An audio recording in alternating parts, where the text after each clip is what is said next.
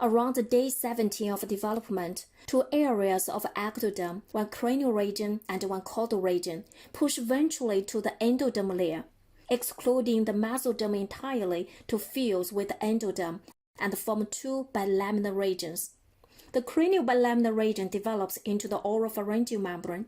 As the fourth week, the oropharyngeal membrane ruptures and forms the opening of the mouth. The caudal bilaminar region develops into the cleidocranial membrane. As the eighth week, the cleidocranial membrane ruptures and develops into the opening of the anus and the genital urinary tracts. During the fourth week of development, the embryo folds in two directions. In the longitudinal plane, the head fold and the tail folds are formed because of the rapid growth of the primordium of the brain and the spinal cord.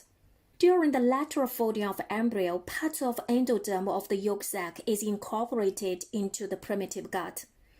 As the folding of the embryo completes, there is a relative constriction at the junction of the embryo and the yolk sac, forming a vitelline duct.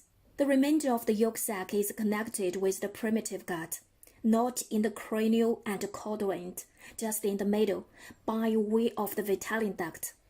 At around the sixth week, the vitelline duct obliterates. The primitive gut loses the connection with the yolk sac. Now focus on the transverse section. In the middle of the embryo, ventrally, we can see the yolk sac. As a result of the rapid growth of the somites and the spinal cord, the developing embryo produces the right and left lateral folds. The primordia of the ventral lateral abdominal wall fold toward the median plane, forming a roughly cylindric embryo.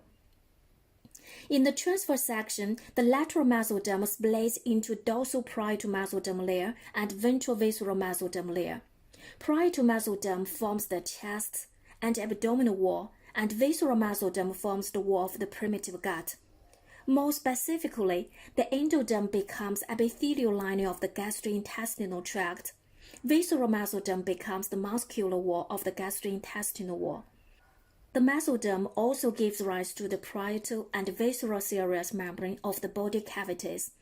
The visceral serous membrane comes to form the mesentery. The mesentery suspends the primitive gut within the abdominal cavity.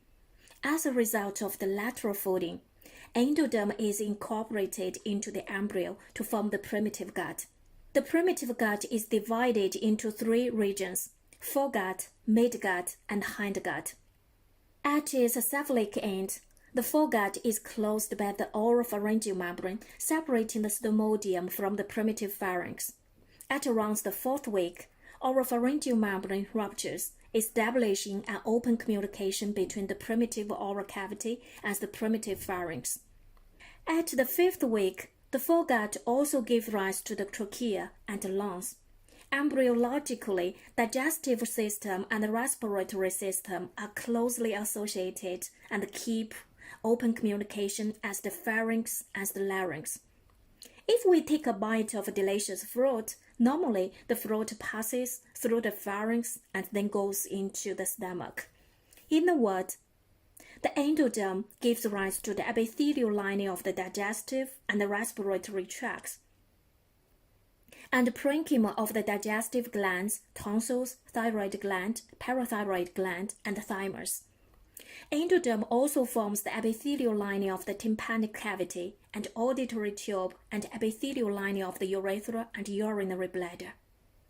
As mentioned above, the most major systems are formed from ectoderm, mesoderm, and endoderm during the third to the eighth week. This period is called the period of the embryogenesis. This period is most sensitive to insult from the genetic and environmental influences. Unfortunately, the mother may not realize she is pregnant during this critical period, especially during the third and the fourth weeks.